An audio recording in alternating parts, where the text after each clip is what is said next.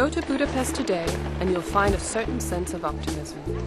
This stands in stark contrast to the panic that seized Hungary in 2008. We all remember last October when the crisis hit Hungary and perception was extremely negative. And then the quick and proper response of the IMF in cooperation with the European Commission came in and very quickly took the floor under Hungary's free fall. A telltale sign that a country is under pressure is a depreciating currency.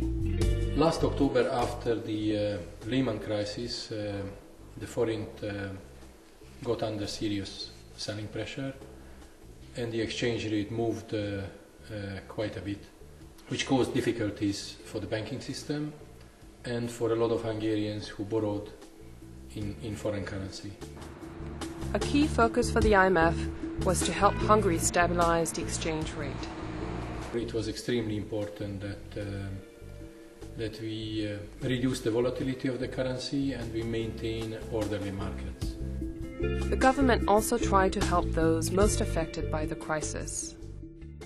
Well, stabilizing the exchange rate helped many people stay afloat and stay in their houses. It also allowed companies to keep functioning instead of going bankrupt. We also worked with the government to help preserve social safety nets and better target social spending. Both the central bank and the government has contributed to assisting and helping these households and these companies.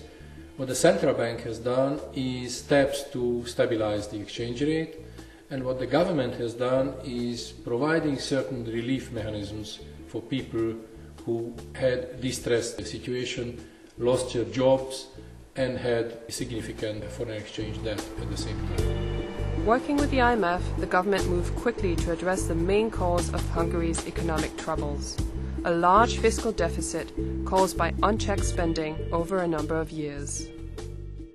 I think, to simplify it, there is no free money.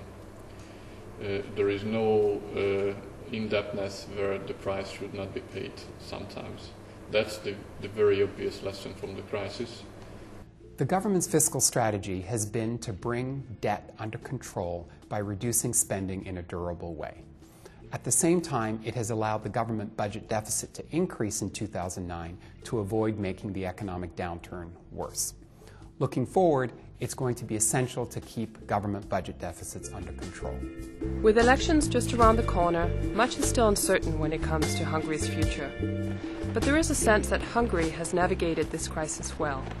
Results are speaking for themselves, because if you look at the appreciation of the currency, the increase in CDS spreads to 1/3 of what they used to be, the successful return of Hungary to the Eurobond markets, and the stabilization in general in the Hungarian